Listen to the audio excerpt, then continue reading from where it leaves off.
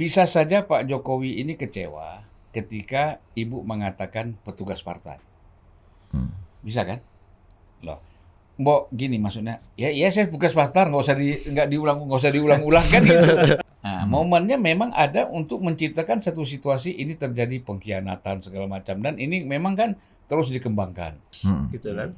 Kalau politikus-politikus terutama yang sudah jelas warnanya ideologi partainya, itu kan dia cenderung setia.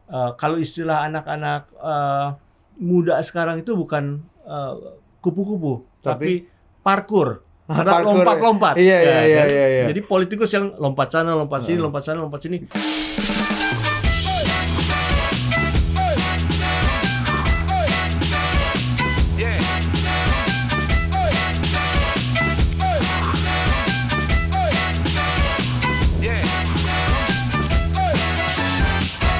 Oke, welcome to Total Politik. Dan seperti biasa, gua hari ini sendiri karena Ari sedang mewakili kita semua untuk beribadah ya. Umroh ya kan. Alhamdulillah. Tapi dia Ada- bingung. Apa? Si Ari ini bingung. Kalau umroh tuh sa'i yang mana, wukuf yang mana, ya apa?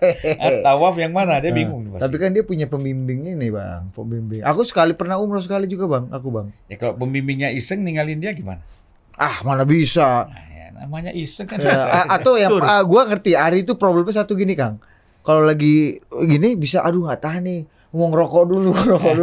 Itu bisa kehilangan tuh. Kehilangan dia. Mm-mm. Dengan sekian ratus ribu orang kan. Iya, itu yang bisa kehilangan juga kemarin tuh katanya hampir kehilangan tiket cawapresnya tuh Mas Gibran kan. Tapi akhirnya nggak jadi juga Iya. setelah teman abang ini memutuskan MK ini kan Bang, Pak Jimli ini memutuskan ya ada pelanggaran etik tapi juga nggak bisa mengganggu atau mengubah putusan. Dan udah bersama gua dua orang senior ya yang ternyata punya titik-titik temu di masa lalu. Iya. Sebagai dua-duanya adalah rekan diskusinya Pak Arifin Panigoro. Almarhum. Almarhum. Ada Kang Luki Jani dan Bang Zulfan Lindan. Nah, ini kita buka dengan ini mempertemukan nih. Jenggala nih mempertemukan Bang Zulfan yang mantan ketua HMI nih Bang, Kang, sama Luki Jani nih, yang agak kiri nih. Foundernya ICW ya kan. Tapi Pak Arifin mempertemukan. Ini gimana coba? Arifin Panigoro nih. Dia bukan kiri, kanan dia. Tapi kanan sosialis. Iya. Bukan kanan Islam ya. Iya. Nah, karena beda lagi tuh. Nah. Sosialis kanan dengan Islam kanan tuh beda. Iya. Kalau abang gimana bang? Ini ya Pak Arifin Panigoro buat Zulfan Lindan itu dan Pak Arifin kan dulu awal-awal masa reformasi kan ketua fraksi, ya ketua fraksi PDI di DPR, di banyak literatur terakhir ada buku yang dibikin sama teman kita tuh Firdian, salah satu aktor penting yang ikut dalam proses penggulingan Gus Dur pada tahun 2001 termasuk dia juga nih. Gimana Bang? Sosok Arifin Panigoro nih Gen Z nggak banyak yang tahu nih Kang Luki nih. Arifin Panigoro ini kan orang kenal sebagai pengusaha sukses dan besar ya. Pengusaha minyak yang luar biasa ya, energi, gas dan oil ya. Dan dia itu juga mengumpulkan, sering kita berkumpul kawan-kawan politik. Kawan-kawan yang sebaya dengan dia kita kan tahu ya, ada Rahman Toleng, kemudian ada juga yang namanya Marsila Simanjunta, itu yang sering kumpul tuh. Sarwono jarang kumpul. Pak Wimar. Nah, Wimar ya, terus ya ada di situ juga Eros Jarot ya kan. Ya saya sering diundang juga hadir di forum-forum mereka itu. Nah, jadi itu sampai membentuk waktu itu kan forum Pemret itu. Pemret Tempo, Pemret majalah-majalah yang ya termasuk Detik ya, Eros Jarot semuanya itu kan kita sering kumpul kan. Kalau kata Uni Lubis itu Editors Club kalau nggak salah itu namanya. Ya. Kalau saya tuh karena saya anggota DPR waktu itu ya hadirnya sebagai anggota DPR bukan sebagai editor. Nah, jadi Pak Arifin itu orang yang luar biasa. Suka bergaul, suka membantu, suka bicara politik juga dia senang. Jadi rumah Jenggala itu boleh kita bilang itu nggak pernah tutup pintunya. Itu saya mau cerita dulu. Coba. Saya cerita. Kita sering kumpul-kumpul, terutama saya, Eros, Jarot. Abang kenal sama Pak Arifin dari tahun berapa Bang? 96. Oh, 96 ya. 96, 95, 96 lah kan. Habis itu bergerak ke reformasi 97, 98 terus kita sama-sama. Nah, Terus? waktu kita ngobrol-ngobrol, ini gimana situasi politik nih? Nah, jadi kita dorong Arifin ini, saya sama Eros tuh dorong dia masuk PDIP. Bagaimana caranya? Ya kan, nggak gampang juga kan? Kecurigaan, segala macam, sementara dia ada di Golkar ya.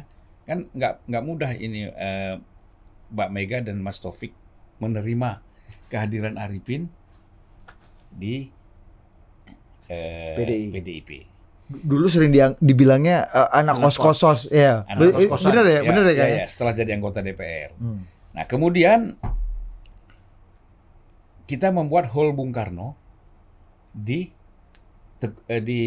Kebagusan. Tahun? Tahun 98. Sebelum pemilu kan, 98. Lalu saya ajak Arifin, ayo Mas, kita ke sana aja. Kita ke Kebagusan. Waktu itu hujan lebat. Dan kalau hujan lebat di Kebagusan rumah Mbak Mega itu lumpurnya sedengkul. Terpaksa lah waktu itu turun dari mobil, Arifin tenteng sepatu, gulung celana, saya tenteng sepatu, gulung celana, masuklah kita ke rumah Mbak Mega. Sama siapa Pan? Kata Mas Taufik, sama Arifin. Nah ini Arifin nih, Mas Taufik nggak familiar nih dengan Arifin nih. Kan gitu. Artinya masih ragu-ragu dia. Tapi kita masuk aja duduk. Namanya berkawan, ya kan? Udah saling tahu berkawan. Udah, saya sebagai ketua panitia Hall Bung Karno, saya sambutan. Saya juga yang menyampaikan ya istilah khotbah kecil lah. Karena orang yang kita undang waktu itu tidak hadir, yaitu Syed Agil Siraj. Oh. Lalu Mbak Mega bilang, Kenapa tidak hadir tuh, Bang? nggak tahu Karena lah. takut. Nggak tahu apa karena becek atau apa. Becek politik atau becek lumpur, kita nggak tahu kan. Waktu itu kayak Syed Agil Siraj tuh sangat Gus Dur banget ya, wajah lain iya, dari iya. Gus Dur ya waktu itu ya. Waktu itu. Personifikasi lah Gus Iya. Dur. Alter ego. Alter ego. Nah, jadi tiba-tiba Mbak Mega bilang, Arifin suruh ngomong tuh. Ya kan? Disitulah Arifin Panegoro mendapat kesempatan ngomong di Kebagusan. Pidato lah dia. Ya, singkat lah, 10 menit ini, bla bla bla, terima kasih, segala macam. Dia kan orangnya nggak bisa gitu-gitu. Suruh pidato gitu mana bisa Arifin kan? Nah, jadi udah, habis itu selesai. Pulang, besoknya kita proses aja bikin kartu anggota PDIP. Jadi gara-gara pertemuan Kebagusan itu. Iya, langsung bikin kartu PDIP, langsung semua kawan-kawannya juga dia ajak masuk PDIP yang di Bandung, di mana geng motor Bandung semua. Makanya PDIP besar di Jawa Barat. Jawa Barat waktu itu, Arifin perannya juga besar. Nah, ya itu prosesnya dia menjadi anggota PDIP. Kemudian ya tentu ini perlu dilihat, perlu ada figur, ya, figur yang memang bisa membangun komunikasi dengan berbagai pihak. Mbak Mega melihat bahwa figurnya Arifin itu tepat. Mantan Golkar ya kan, dengan kelompok Islam dekat, dengan mana-mana dekat, dengan Gus Dur juga dekat. Walaupun tidak pernah ketemu langsung, tapi ketemunya lewat Agil Siraj, lewat Saifullah Yusuf kan. Nah, jadi komunikasi ada. Nah, makanya kalau kita lihat dari situ, orangnya sangat supel. Itu Mbak Mega suka. Gitu. Ya, kemudian sampai periode kedua dia ikut juga kan. Pemilu 2024 dia Pemilu 2004. 2004 dia maju lagi sebagai calon DPR, terpilih di Banten kan. Tengah jalan PDI juga. PDIP 2 tahun dia mengundurkan diri karena mendirikan partai apa tuh dengan Laksamana ya. PDP. Walaupun dia tidak sampai, enggak tuntas lah sebenarnya, Kak. Ya karena pertemanan aja lah dia. Saya tahunya sampai situ kalau bicara soal politiknya gitu loh. Nggak, tapi ini Bang kembali ke 2001 ketika eskalasi politik waktu itu tinggi, Presiden Wahid tengah menghadapi gejolak impeachment. Nah katanya Pak Arifin ini termasuk orang aktor penting yang ikut mendorong, mempercepat. Padahal Gus Dur juga berangkat dari civil society yang di mana di gerbong itu teman-temannya Pak Arifin juga banyak. ada Wewe di situ, ada Marsilam di situ gitu. Nggak, ini kan persoalannya sudah bicara soal kepentingan politik. Dan Arifin itu kan banyak diancam juga oleh Gus Dur. Dan ancaman itu juga banyak lewat Rizal Ramli. Ya kan? Karena waktu itu kan masih ada tersisa hutang di badan apa tuh? BLBI. Bukan BLBI itu siapa? Yang sekarang Ucin itu. Ucin siapa? Ucin yang sekarang CEO juga di Medco.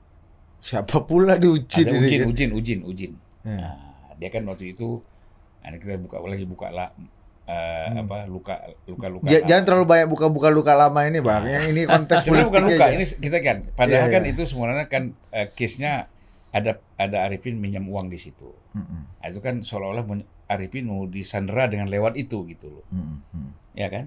Dan itu terjadi bukan zaman Gus Dur aja, zaman Habibie sudah mau disandera lewat situ Arifin. Ya. Karena Arifin lah yang dianggap menggerakkan mahasiswa-mahasiswa sebagian 98 itu dibiayai oleh Arifin. Gitu sampai pada tahap ketidaksukaan senangan kepada Habibie. Kemudian Arifin masuk PDIP kebetulan lagi kan. Nah, berlanjutlah yang namanya perlawanan ini.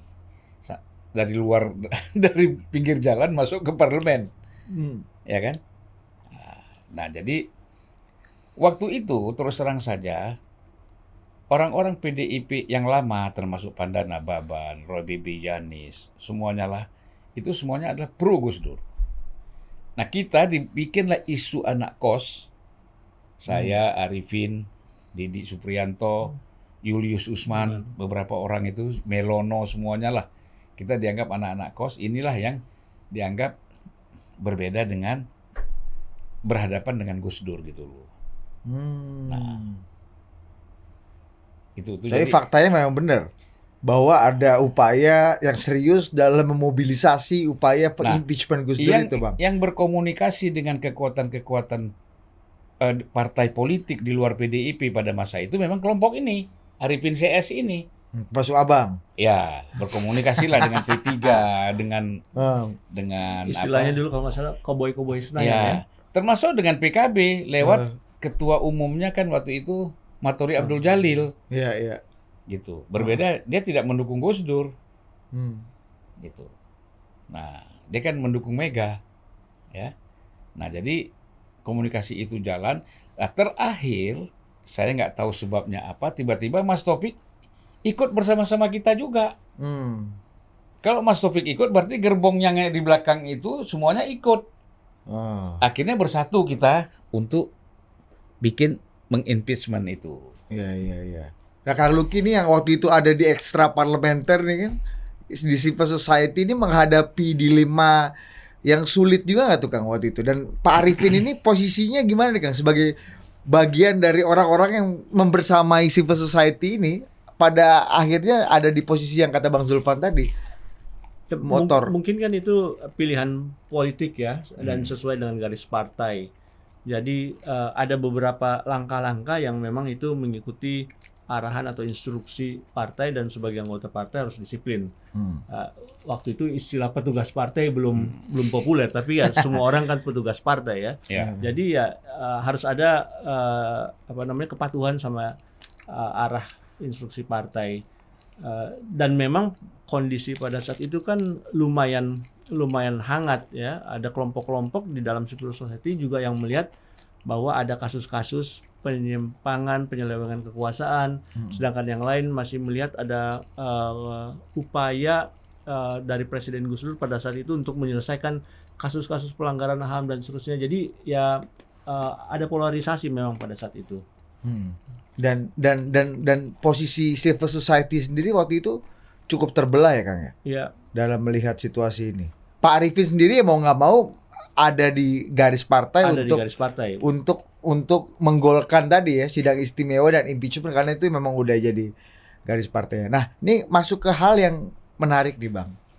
Kalau bicara belakangan ini kan hubungan Pak Jokowi dan Bu Mega ini kita tahu ada isu pengkhianatan, ada isu tidak balas budi, ada isu kacang lupa kulit, hal-hal yang kita mewarnai lah media kita belakangan.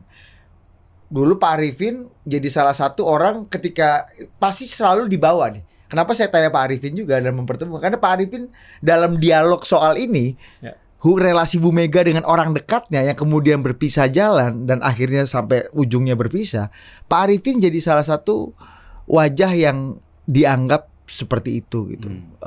Ada di relasi yang kurang baik dengan Ibu Mega. Ini Kang Luki mungkin ada perspektif nggak Kang soal bagaimana Ibu Mega dan relasinya dengan orang-orang dekat, termasuk soal tadi isu-isu dan pembicara-pembicara soal kacang lupa kulit, pengkhianatan, apa pisah jalan.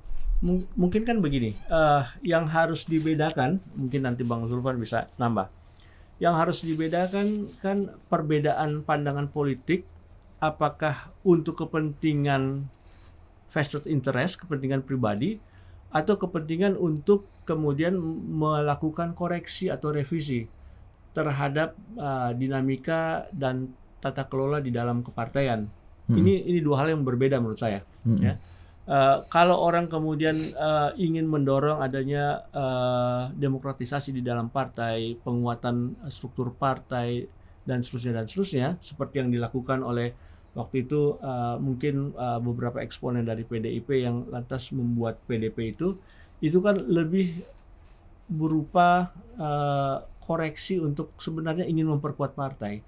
Dan saya lihat sekarang ini PDI Perjuangan sendiri juga kemudian belajar dari itu dan melakukan pembenahan, melakukan perbaikan, dan harus diakui saat ini PDIP kan salah satu partai yang secara internal organisatoris baik, kaderisasinya baik, punya sekolah partai, punya pedoman partai, ada silabus dan segala macamnya.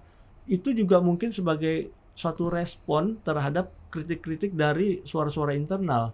Jadi, nah berbeda dengan kemudian pengkhianatan yang dilakukan hanya melulu untuk kepentingan kekuasaan pribadi.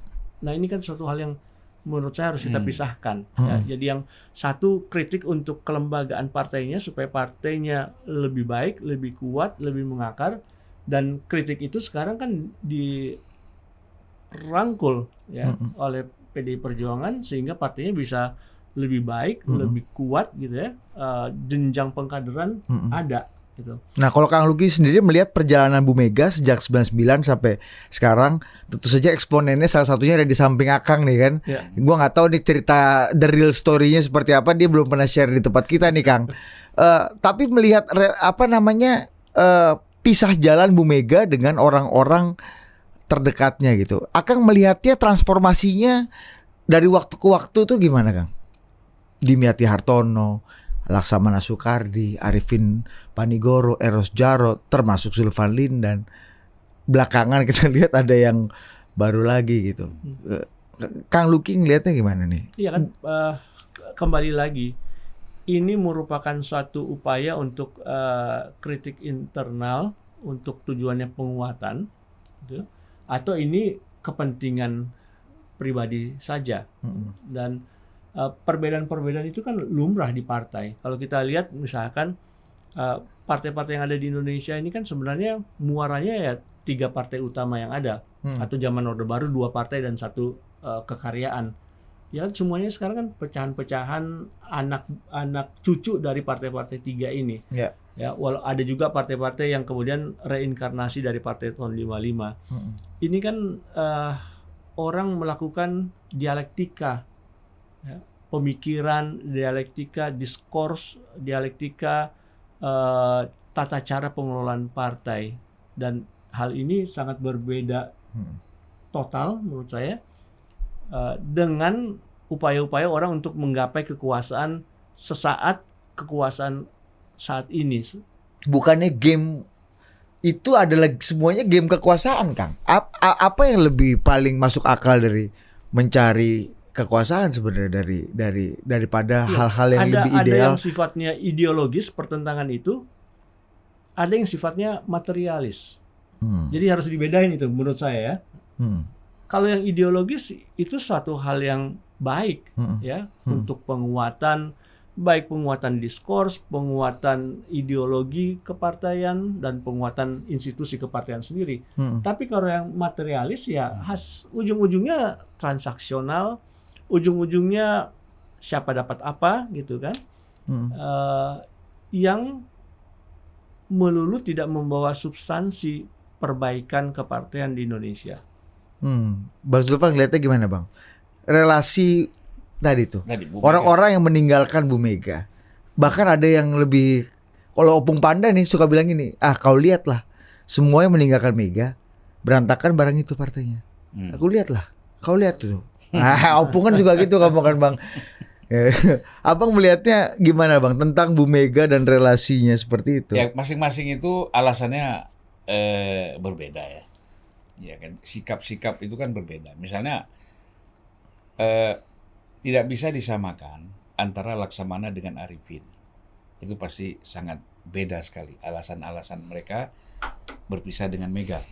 Eros Jarot itu saya tahu lain lagi. Ya.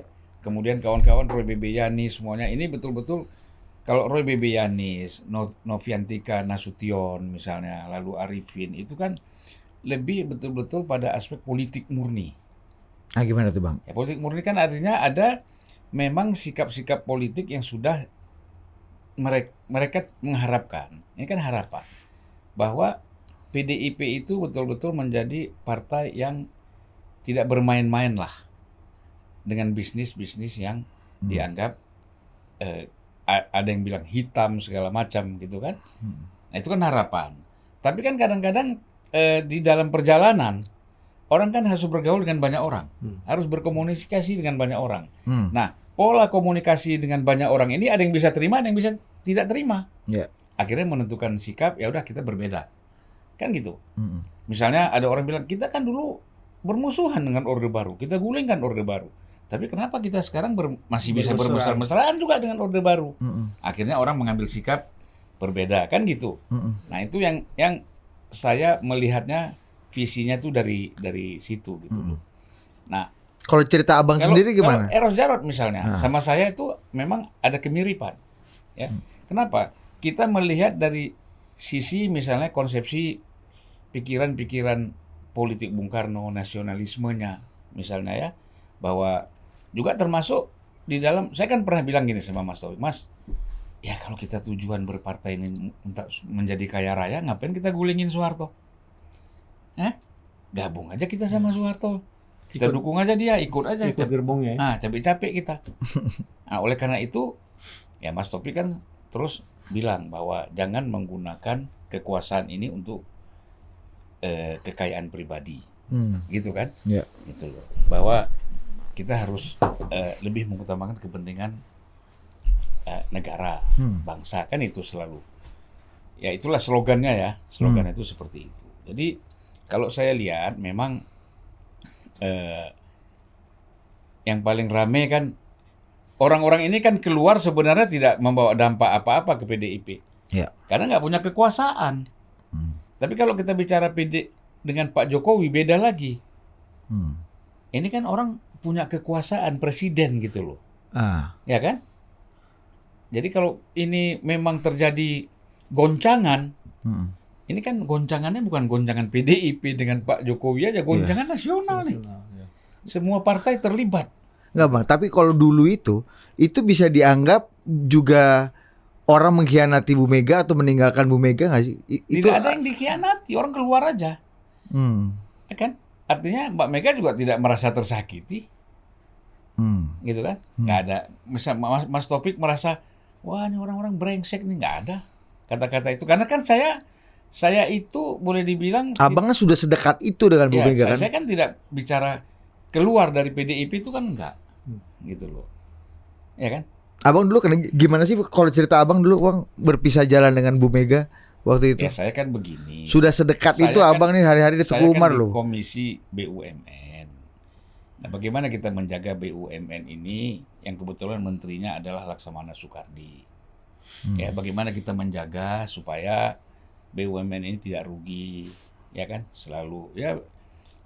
Situasi kita kan waktu itu transisi kan, dari begitu terpuruknya ekonomi kita, keuangan kita, dan ini memang BUMN yang perlu disehatkan. Ya. Ya kan? Karena dia yang masih bisa diselamatkan nih. Ya, sehingga harusnya swasta-swasta yang jadi pesakitan di BPPN itu di take over oleh BUMN, sehingga itu menjadi milik kita. Bayangkan kalau kita dulu beli BCA, kita perjuangkan. Kalau perlu ngutang dulu dari luar, kita beli BCA itu. Kan kita jual BCA murah sekali. Kita jual Indosat murah sekali.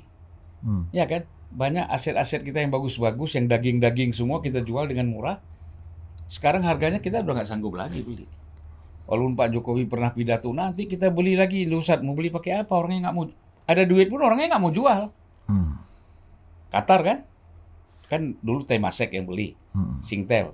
Kemudian kan Singtel jual ke Qatar. Sekarang ambil Telkomsel. Jadi mana? Soalnya udah diambil Telkomsel kan? Ada Share-nya. share-nya Singtel di Telkomsel. Ya itu udah lama tuh. Oh, Singtel di Telkomsel. Iya. Itu udah lama sekali. Kalau Singtel itu kan pendirinya dulu kalau nggak salah Belanda sama Setiawan Jodi. Sama Telkom bertiga. Oh gitu. Iya, kemudian Setiawan mundur, Belandanya mundur kalau nggak salah. Ya. Telkom semuanya dibeli sama Singtel ya. Awal-awalnya itu gitu. Kembali lagi, jadi, Bang. Kembali lagi. Kemudian ada 250.000 hektar lahan sawit kita yang begitu besar. Saya sampaikan langsung ke Bu Mega, Bu, ini jangan dijual, Bu. Ini potensi kita luar biasa. Ibu bilang apa? Ibu Mega waktu itu, iya Zulfan, saya tahu. Kita mau bikin nanti bukan hanya minyak goreng, odol, alat kecantikan, semuanya itu sumbernya dari CPO. Jadi kita jangan jual. Nah, tapi kan terus terang saja upaya terus dilakukan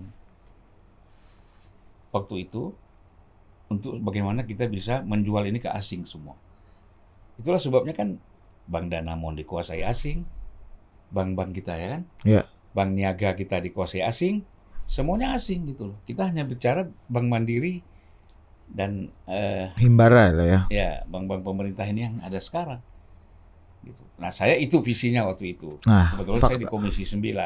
Nah, karena kadang-kadang kita tidak bisa mengharapkan lagi. Ya kan? Nah, kemudian saya terus terang saja, saya juga, loh, Mas, ini kalau kita mau pemilu, timnya harus kuat dong. Timnya harus yang solid dong. Kalau Mega mau jadi 2 kali presiden, kan gitu. Tapi saya lihat timnya saya nggak meyakinkan. Gitu. Ketuanya Laksamana misalnya kan. Terus tim-tim di dalam itu ya boleh dibilang ya kurang kuat lah. Ini pasti saya bilang kalah. Nah, saya tidak mau menanggung resiko dalam kekalahan ini. Makanya saya tidak mau jadi caleg lagi. Ya faktornya lain lagi tuh, Kang ya. Nggak melulu soal kekuasaan ya. Tapi kalau kita kembali ke relasi Pak Jokowi dengan Ibu Mega. Sekarang ya banyak yang kemudian ya narasi besarnya adalah ada pengkhianatan di situ. Ada kacang lupa kulit di situ. Tapi kan begini, orang Abang lihatnya gimana, Bang? Gini, soalnya kan dan kutukan tadi. Kutukan orang yang katanya meninggalkan Bu Mega atau agak berbeda berkhianat itu pasti nggak. Kalau kata Opung kau lihat aja lah. Ya, jadi begini. Kalau saya melihat, orang kan melihat di ujung. Ya, melihat di ujung. Kalau kita bicara transparan. Kan kita harus apa adanya. Bisa saja Pak Jokowi ini kecewa ketika Ibu mengatakan petugas partai. Bisa kan? Loh. Mbok gini maksudnya, ya saya tugas partai nggak diulang-ulang kan gitu, betul nggak? Itu misalnya satu kan. Nah, kemudian video Pak Jokowi menghadap Ibu Mega yang di-share oleh Puan misalnya, itu sudah terus terang bagi kita orang Sumatera atau luar Jawa itu biasa. Itu bagi orang Sulu, orang Jawa, wah ini apa maksudnya? Gitu kan? Pasti itu ada dalam pikiran Pak Jokowi. Walaupun dia mengatakan, saya nggak tersinggung, apa itu soal lain. Tapi kan kita bicara budayanya seperti apa sih menghadapi situasi seperti itu. Ya kan? Nah, kemudian yang kita dengar lagi misalnya putra-putra Pak Jokowi ini sering juga dimarah-marahi. Ini benar atau tidak, wallahu alam ya. Tapi kan kita bicara sebab nih. Tapi yang ketiga misalnya Pak Jokowi ketika menetapkan Ganjar sebagai calon presiden tidak pernah dibicarakan. Tiba-tiba diundang. PDI. PDI, Komisi 3. Oh, iya. PDIP, ya kan? Waktu ditetapkan sebagai calon PDIP, kemudian Pak Jokowi katanya tidak pernah dikontak Dan sebelumnya. Dan tiba-tiba sudah baru sampai Solo, 1 hari besok disuruh balik ke Bogor untuk mendengarkan. Gitu loh. Dan di saat deklarasi Ganjar Mahfud sendiri itu dilakukan ketika Pak Jokowi sedang ada di luar negeri. Jadi hal-hal seperti ini sebenarnya memang sudah ada luka. Nah, kalau ada luka, orang terus kan mengambil langkah yang berbeda. Udah kita nggak bisa bersama-sama lagi nih. Karena memang ada hal-hal yang memang kita tidak bisa, kayaknya udah nggak bisa bersama nih kalau kayak begini. Nah, tentu yang ditinggalkan merasa dikhianati. Sebenarnya kan kalau situasinya tidak ada pilpres masih jauh, itu istilah pengkhianat itu kan nggak ada. Ya, momennya tapi Momennya. momen yang ada. Momennya memang ada untuk menciptakan satu situasi ini terjadi pengkhianatan segala macam, dan ini memang kan terus dikembangkan. Nah, oleh pihak Pak Jokowi walaupun bukan dia, tapi kan para pendukung Pak Jokowi membalas balik. Jadi semakin ramai dan semakin tajam ini. Nah, buat saya melihat apa untungnya? Yang ada untungnya, dua-duanya rugi. Iya kan? Iya. Yang untung adalah orang-orang yang anti Pancasila, orang-orang yang anti NKRI. Ini Pak, masuk lagi nih barangnya kan. Oh iya memang. Iya, free rider ada free rider dong berarti ini. Tapi kan sebenarnya mungkin, maaf nih Bang, kalau saya melihat kan politikus pasti melihat political opportunity structure, ini kan istilahnya. Gimana tuh Bang? Peluang politiknya untuk melakukan langkah-langkah yang diinginkan itu sekarang yang adanya, gitu. Karena apa? Karena semuanya ada di dalam genggaman, ya, variabel-variabel yang ada itu, ya, kepartaian, institusi, birokrasi, ya, dan organisasi-organisasi itu kan dalam jangkauan, ya. Jadi bisa dikonsolidasi, bisa dikendalikan, dan peluangnya sekarang, timing politik itu kan penting. Kalau ditunggu 2 tahun lagi, 5 tahun lagi, ya belum tentu bisa ada peluang seperti ini. Jadi ibaratnya seorang striker lihat ada peluang gawang kosong, ya ditendang gitu. Ambil aja. Ya karena political opportunity structure-nya sekarang terbuka untuk itu. Nah, menempatkan ethics, menempatkan pengkhianatan, code of conduct dalam sebagai bagian dari organisasi kepartaian itu, Kang Luki ngelihatnya gimana nih Kang? Melihat opportunity yang ada depan mata sebenarnya. Kan opportunity itu diambil dulu.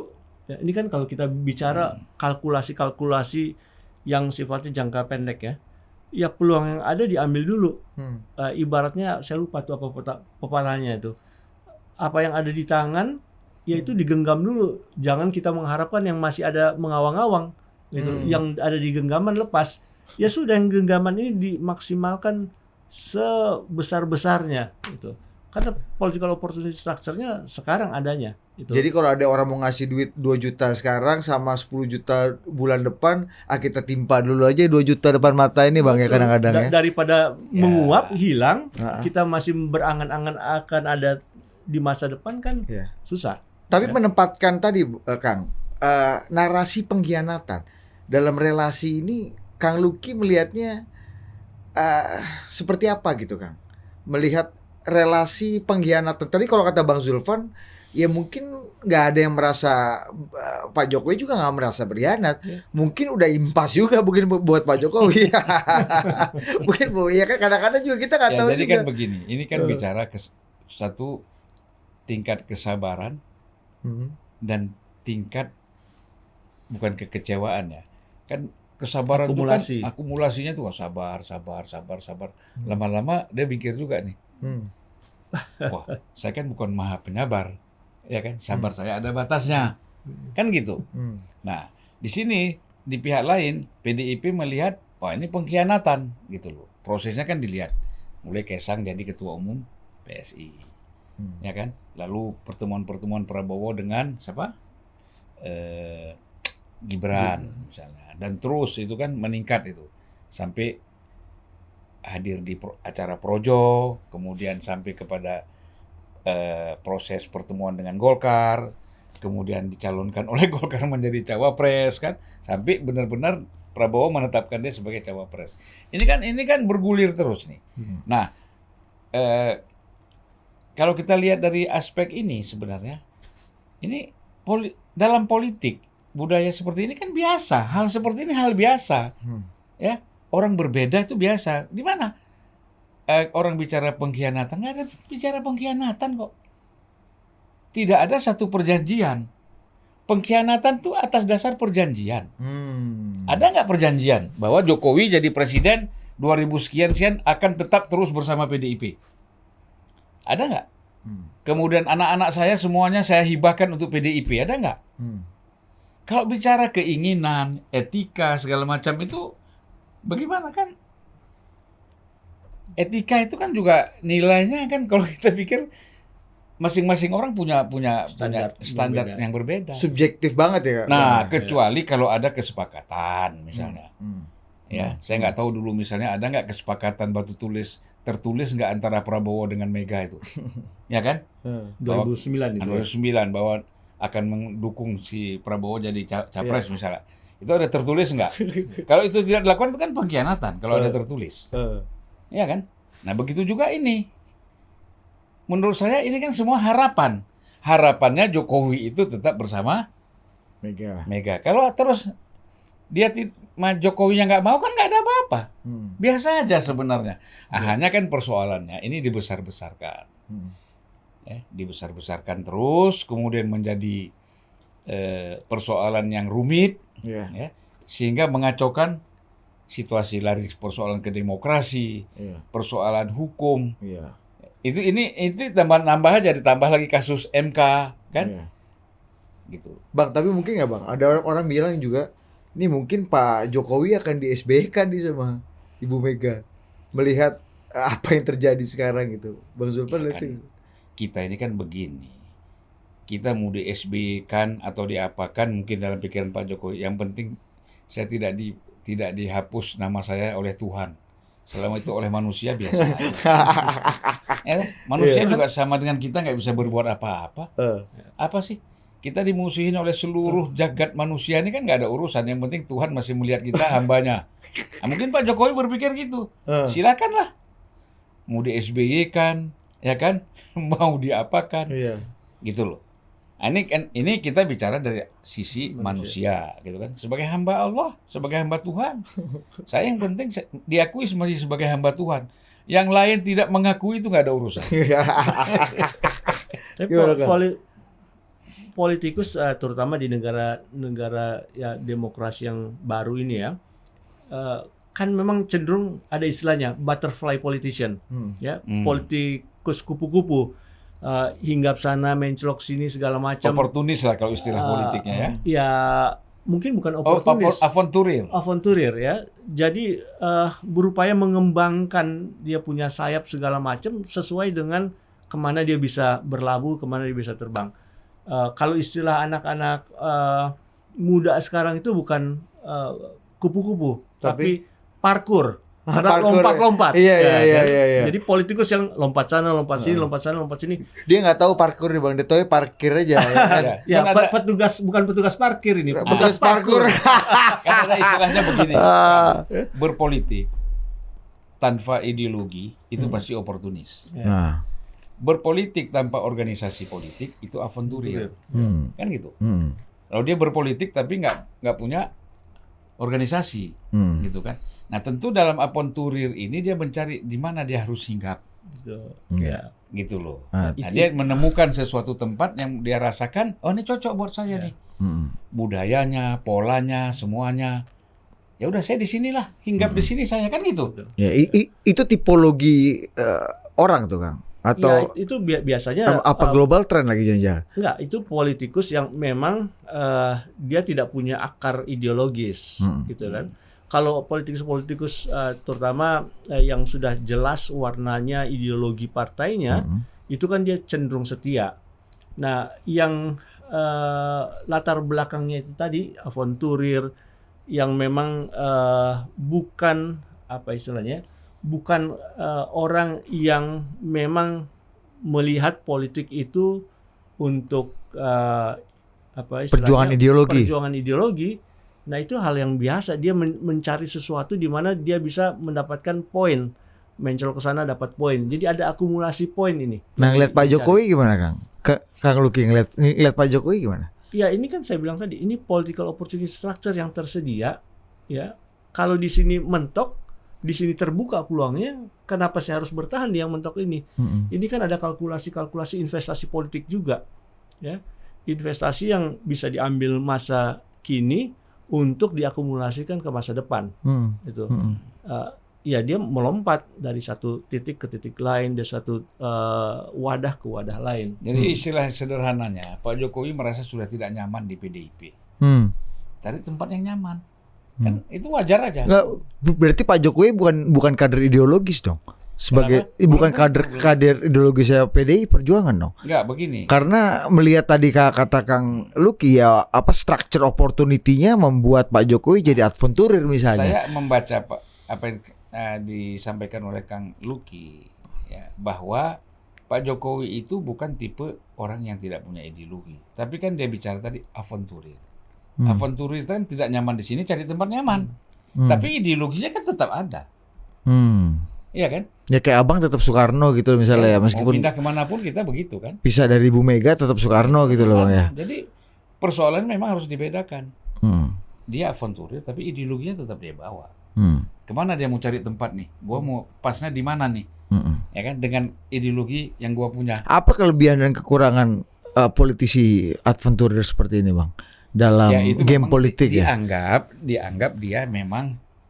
Dan apa keuntungan juga politisi yang betul-betul punya akar ideologis di tengah pasar bebas politik kita yang sangat penting nih, punya positioning, punya diferensiasi dan punya strategi politik yang memang lebih spesifik gitu. Sebenarnya kan begini, kalau kita bicara ideologi kan itu nilai, general norm yang kita serap, kemudian kita rumuskan dalam bentuk ideologi bernegara kan gitu, berpolitik. Nah, apa nilai-nilai itu? Satu, keadilan, kemanusiaan, ya kan? Ya. Keadilan kan termasuk demokrasi dan termasuk keadilan ekonomi misalnya, ya kan? Membangun hukum yang adil, itu kan semua terbawa nilai-nilai itu gitu. Ya. Nah, itu seorang ideologis itu kan seperti itu. Jadi apakah dia dibilang mau masuk PSI, dia mau masuk PNI, mau masuk Masyumi, nilai-nilai itu kan tetap ada dalam diri dia. Nah, ketika dia dalam suatu organisasi atau partai politik tertentu, dia melihat bahwa nilai-nilai itu tidak bisa berjalan, dia cari tempat lain. Gitu loh, dia cari di tempat lain. Bisa jadi dia pindah lagi. Nah, jadi yang dimaksudkan avanturir tadi, dia mencari tempat. Ya. Yang mana yang sesuai dengan apa yang dia nilai, yang dia yakini, gitu loh. Jadi tidak ada yang rugi. Nggak ada yang rugi dalam nggak ada yang rugi. Nah, sementara kan kalau kita bicara tadi transparansi, keterbukaan segala macam, itu kan artinya bagaimana pola dia membangun komunikasi dan memanfaatkan kesempatan itu supaya nilai-nilai yang dia yakini itu bisa berkembang. Iya kan? Apa pelajaran politiknya, Kang? Melihat situasi yang saat ini kita perdebatkan sekarang itu buat pelajaran politik gitu, Kang. Kang Luki ngeliatnya nih. Ya, bukan hanya ini masalah structure opportunity yang memang di setiap momen itu ada juga kan, Kang. Tapi the value, the lesson learned yang paling penting melihat proses politik kita belakangan ini dari segi kepartaian, dari segi bagaimana mengelola kekuasaan, dari bagaimana mencapai kekuasaan, kesetiaan gitu. Mungkin masalah ideologis juga tadi yang kita bahas gitu. Kang Luki ngeliatnya gimana?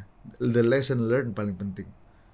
Ya, ini kan babak dalam sejarah politik Indonesia, dan kita bisa melihat orang-orang yang ada di dalamnya boleh dibilang cenderung untuk memanfaatkan apa yang bisa dia dapat ya saat ini. Ya.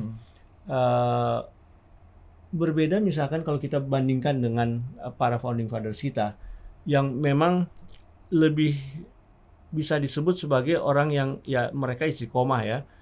Kalau yang ideologinya sosialis ya ke PSI, yang nasionalis ya ke PNI, yang Islam kultural ya ke NU, yang modernis mungkin ke Masyumi begitu ya. Ya itu mereka cenderung boleh dibilang ya baik buruk kacamata kuda melihatnya kan.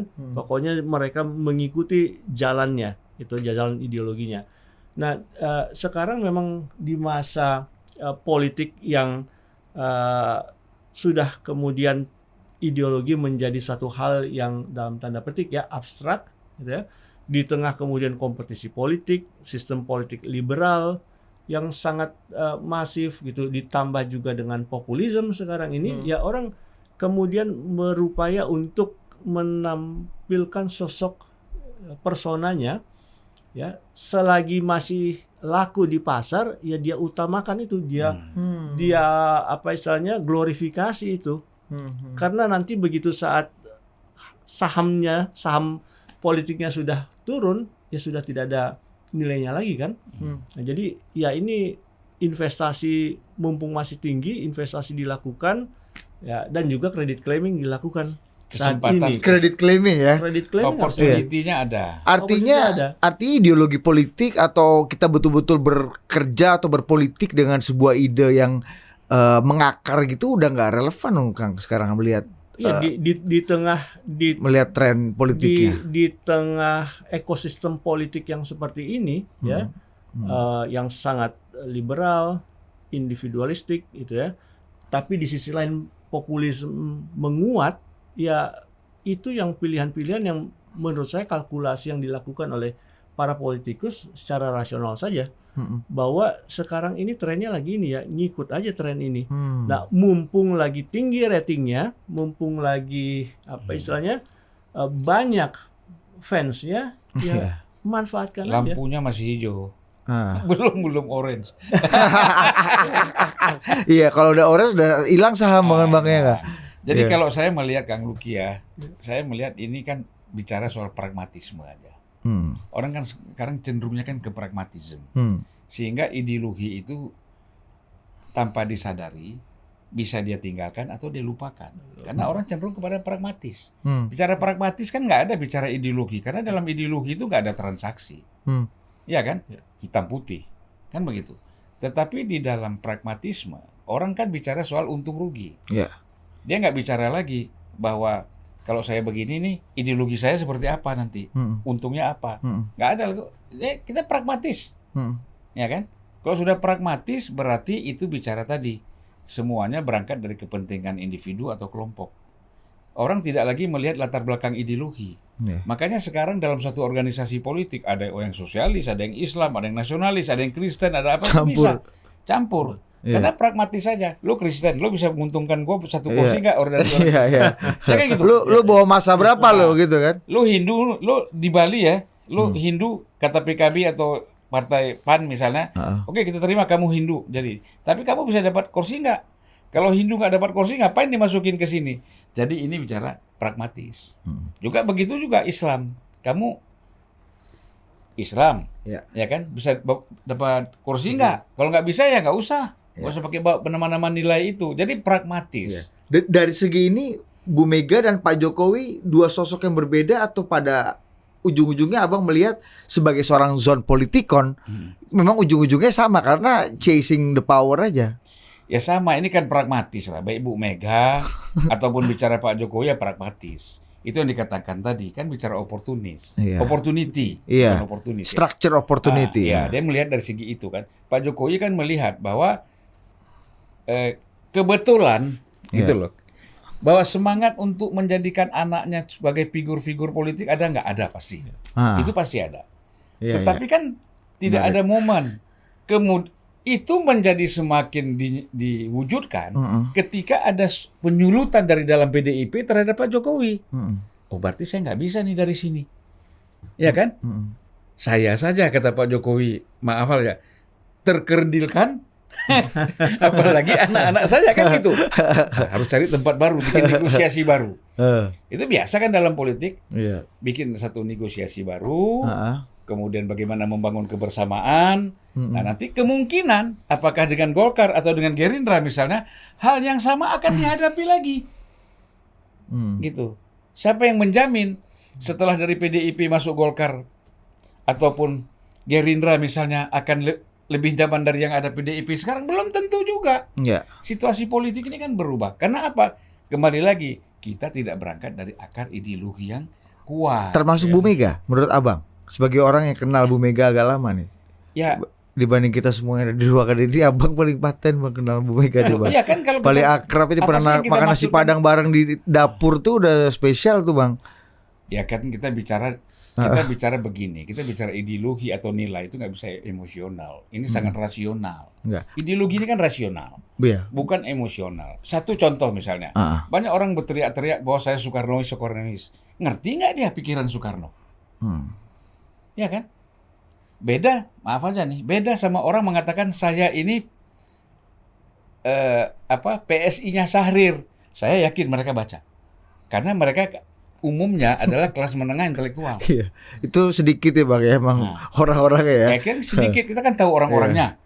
Tetapi kalau bicara Soekarnois, ini kan hanya membawa nama Soekarno dalam bentuk slogan. Tapi apa betul-betul membaca, memahami pikiran-pikiran Soekarno? Ya kan? Jadi nasionalisme kita ini ada nasionalisme emosional, bukan nasionalisme dalam bentuk ideologi. Nah. Karena kalau dia berkuasa, kalau dia nasionalisme, dia besar, dia kuasa, dia bisa jadi chauvinis juga. Nah, agak ngeri ya. Chauvinis itu bisa jadi ya Kayak Mussolini bisa jadi Gitu apa kan. itu Hitler ya. Tapi Kang ini kan tadi Bang Zulfan punya hipotesa, Ibu Mega sama Pak Jokowi sama aja sebenarnya sebagai seorang politisi, ya pragmatis juga gitu. Artinya melihat situasi circumstances sekarang, Bu Mega harusnya jadi manusia orang yang paling happy dong. Karena kalau calon PDIP menang, maka PDI Perjuangan punya presiden. Kalau kalau Prabowo menang, PDI Perjuangan punya wakil presiden. Sebagai seorang yang pragmatis, itu kan situasi yang menguntungkan. Tapi kan kondisinya kita lihat di udara ini nggak kayak gitu sekarang. Kang Luki lihatnya gimana? Kalau saya mungkin melihatnya agak berbeda dengan Bang Zulfan ya. Bagaimanapun juga kan Ibu Mega ini sosok yang telaten ya dan konsisten untuk kemudian membesarkan dan membangun PDI Perjuangannya. Beliau nggak kemana-mana kan. Mungkin banyak godaan juga kepada beliau itu. Cuman dengan perhitungan-perhitungan yang menurut saya lebih ideologis, kesempatan-kesempatan itu ditepis, gitu ya. Misalkan begini, sebagai ketua umum partai terbesar kan bisa saja keinginan vested interest-nya diutamakan. Tahun 2014 misalkan, kalau beliau masih mau maju lagi, ya kan bisa sebenarnya. Kalau memaksakan kehendak pribadinya, memaksa diri ya. Ya memaksa diri. Begitu juga sekarang kalau anaknya mau didorong untuk maju sebagai calon dari PDI Perjuangan bisa. Tapi beliau melakukan kalkulasi-kalkulasi yang lebih tenang dan lebih melihat ini ada jalannya. Jadi ada trajektori politik yang harus dilakukan. Jadi kalau meminjam analoginya Tan Malaka, sekarang ini kan politikus di Indonesia ini bukan logika mistika. Jadi bukan mistik logikanya, tapi logika matematika. Ya. Semuanya semuanya dikalkulasi secara matematik, apa untungnya, apa ruginya, kali-kalinya berapa, tambah-tambahnya berapa. Ya, kau bisa bawa masa berapa kau? Ya. Katanya Bang Zulfan tadi kan. Ini yang menurut saya membuat ya kader-kader yang kemudian menggunakan ideologi itu menjadi tersingkir. Betul. Atau orang-orang yang menggunakan ideologi itu menjadi tersingkir karena semuanya hitungan-hitungan matematik aja. Kali tambah bagi gitu. Nah, ini kan juga mendangkalkan kualitas demokrasi kita. Ya, menurut saya begitu, ya, Bang Zulfan. Karena apa? Karena orang ya kalkulasinya, kalau dulu yang ditentang Tan Malaka kan orang kalkulasinya mistik, ya, maka dia keluarkan itu terminologi logika mistika. Sekarang kalkulasinya sangat matematik, jadi logika matematika. Ini yang bisa saja mendistorsi politik itu menjadi sesuatu ya orang untuk survival saja, orang untuk memperbesar keuntungan semata. Lu ngelihat trennya di Indonesia pun seperti itu, Kang Luki. Dan Bu Mega ada di mana? Tempat di Bu Mega dan Pak Jokowi ada di mana dalam tadi melihat posisi seperti itu? Menurut saya kan sangat jelas ya, benderang ini melihat positioning yang berbeda dari kedua tokoh ini. Itu menarik ya. Nah ini sebelum kita pindah ke topik berikutnya nih, terakhir nih Kang Luki, gue tadi udah nanya ke Bang Zulfan tapi dia nggak clear jawabnya. Opung Panda kan bilang ada kutukan tuh, kutukan lu yang meninggalkan Mega atau mencoba pindah berkhianat, you name it lah, itu lu nggak akan punya karir politik, project politik lu nggak akan berhasil lah. Itu begini. Gitu. Aku bisa jelaskan. Silakan. Itu pelaku sejarah. Ya, itu kalau untuk person. Ini kata Opung loh, Bang. Ya, ini kan kalau person-personnya tidak mempunyai posisi politik yang kuat, betul. Tapi kan kalau seperti Pak Jokowi dilekatkan case-nya Pak Jokowi disamakan dengan yang lain itu beda. Ini presiden nih, punya kekuasaan, ya kan? Artinya punya pengaruh yang luar biasa gitu loh. Nah, saya kira memang tidak bisa disamakan dengan apa yang dikatakan Opung Panda terhadap orang-orang yang sudah keluar duluan dari PDIP, kemudian mereka tidak bisa survive, membangun partai politik ya, gitu loh. Mungkin survive secara individual itu bisa, tapi untuk survive membangun partai politik yang kemudian menjadi pesaing PDIP sebagai kekuatan nasionalis itu sudah kita lihat beberapa orang itu kan gagal. Ya, sebut misalnya Pak Eros, kan? Mas Eros, Roy Bebe Janis, Laksamana, kan ya, gitu. Kan? Ya kan? Termasuk proyeknya Pak Arifin misalnya kalau dianggap menjadi bagian dari. Ya, termasuk bukan PDP. hanya itu kan banyak lagi yang dibikin. Dimiati Hartono juga. Ya, gagal juga banyak. Nah, jadi itu kalau saya. Tapi bedanya kalau kita lihat Golkar ya, Kang. Golkar ini alumnusnya paten kebanyakan ya. Nasdem paten, punya makin lama makin tumbuh ya kan. Gerindra makin lama tumbuh berkembang gitu. Jadi ya Hanura aja agak flop dikit lah. Tapi itu kan nggak banyak berkarya juga gue nggak tahu lah. Tapi maksudku Golkar tuh lebih survive dengan tadi. Ya, kebetulan diasporanya. Disebut Nasdem dan disebut juga dengan Gerindra. Ini kan figur penentunya ini punya dana yang kuat juga. Oh, gitu kan. Pak Arifin kurang apa? Pak Arifin bukan tokoh utama di dalam. Pak Laks kurang paten apa, Bang? Punya uang kalau nggak mau keluar gimana partai? Kan gitu. Iya, ini kayak Pak Arifin kan jalan kecil tadi Bang ya, Bang. Ya nggak Bang? Jalan kecil di dalam luas. Iya. Masuk. Begini juga. Lu gimana Kang lihatnya? Kutukan tadi kata Opung Panda tuh. Ceruk pemilih nasionalis itu kan sudah sangat teridentifikasi dengan PDI Perjuangan. Ya, jadi ceruknya itu. Kalau Golkar itu kan catch all party. Bisa kiri, bisa kanan, bisa atas, bisa bawah. Dia bunglon. Dia bunglon menyesuaikan dengan selera pasar apa ya. Saya seperti ini. Jadi gitu. Bisa sangat Islam, bisa sangat sekuler, bisa sangat sehingga dia bisa lintas spektrum gitu. Jadi partai-partai anak beranaknya dari Golkar ini dia survive aja dengan sesuai ya pangsa pasarnya lagi senang ini. Saya menyesuaikan saja gitu. Tapi kalau yang dari segmen nasionalis ini kan pangsa pasarnya lebih jelas dan boleh dibilang brandnya PDI Perjuangan itu sangat kental di situ, sangat kuat. Sehingga yang lainnya kan susah. Yang lainnya kan partai-partai nasionalis yang muncul itu kan memperebutkan ceruk yang sama. Berbeda dengan partai-partai pecahannya Golkar kan ceruknya agak beda-beda. Ada yang namakan dia religius nasionalis, ada yang bilang dia nasionalis apa gitu. Catch all party kan intinya gitu. Jadi dia mencari median di tengah yang lebih besar itu aja. Meskipun pasar nasionalis tradisional gitu misalnya ya, kalau Segitu. yang menjadi pasar pasar PDI kan juga besar juga kan. Kita bisa melihat ini di 2024 antara PKS dan Partai Gelora. Ya. Itu kan ceruk yang diperebutkan juga sama gitu. Ya, Muslim modern ya. Ya, mana nanti yang akan lebih unggul di 2024 itu menunjukkan bahwa pangsa pasarnya itu lebih memilih partai yang satu dibandingkan yang lain. Jadi kalau simplifikasi ala Opung Panda ini kutukan atau apa gitu ya, lu nggak akan berhasil lah gitu.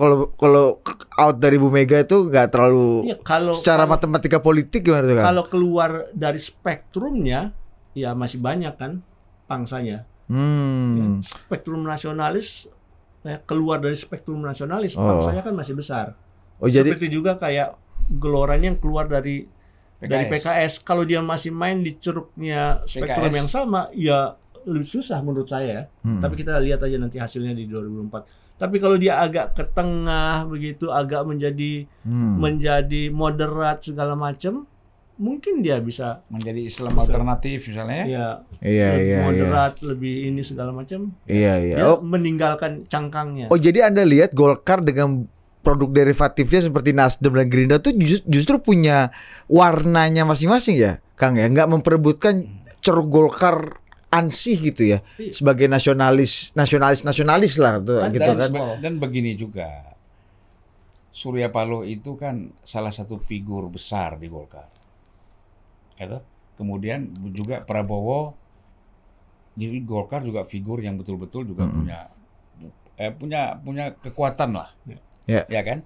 Misalnya Abu Rizal Bakri bikin partai pasti besar, paling tidak lolos threshold karena dia di Golkar tuh sudah ada gerbongnya. Surya Paloh punya gerbong di Golkar, ini punya, jadi ngikut. Sementara kan yang PDIP ini yang keluar ini itu kan nggak ada bawa gerbong siapa-siapa, bawa dirinya sendiri. Ya kan? Gitu loh. Kalau Golkar kan Prabowo keluar ya, para pendukung Prabowo di Golkar. Ya ada lah. Waktu PDIP kan Pak Roy keluar, Pak Laks, Pak Arifin mungkin juga bantu banyak. Kan gerbong juga yang dianggap abang tadi bilang kos-kosan itu kan juga. Itu perkawanan bukan gerbong. Gerbong ini maksud saya dia memang ada membangun kekuatan akar. Struktur akarnya sampai bawah itu ikut pindah. Iya. Misalnya kayak Surya Paloh bikin Nasdem misalnya. Itu banyak di atas pindah, di tengah pindah, di bawah ikut pindah juga. Kayak Mas Anas di Demokrat gitu ya, jadi PKN gitu kan. Itu kan struktur Demokrat lama itu banyak tuh kan. Banyak yang pindah. Kita lihat itu kan semua bisa. Termasuk menurut saya bahwa apa yang dikatakan oleh Panda itu, kalau menyangkut kita menganalisis ini berkaitan dengan Pak Jokowi, ini kan ujian juga. Kan ujian, apakah dengan begini Pak Jokowi misalnya apa masuk Gerindra atau masuk PSI, apa ini terpuruk atau enggak? Kalau mereka memang bisa membangun kan berarti tesis itu gagal, dipatahkan gitu. Kutukannya mitosnya curse-nya bisa. Mitosnya kan kita lihat Opung Panda nanti 2 tahun 3 tahun lagi lah kita duduk lagi, Pung. Salah pula Opung nih. Kalau memang terbukti Pak Jokowi meninggalkan Bu Mega. Nanti aja Februari udah bisa, Maret udah bisa. Nggak usah 3 tahun lagi. Pemilu legislatif. Oh iya benar. Kutukan Opung ini ya kata bilang benar. Pertama kita lihat PSI ini lolos nggak? Ya karena kan itu legasinya kan di situ juga. Nah, kemudian Gerindra atau Golkar yang di situ ada Kaisang, ada siapa? Gibran misalnya. Di mana Gibran masuk? Lolos tambah besar atau tidak? Enggak kan sampai sekarang belum pindah, nggak akan dipecat juga. Sudah PDIP sudah mengatakan bahwa tidak lagi merupakan bagian dari PDIP. Tapi menurut saya itu ucapan itu nggak tegas. Belum ada surat hitam di atas putih kan Bang, jadi masih belum.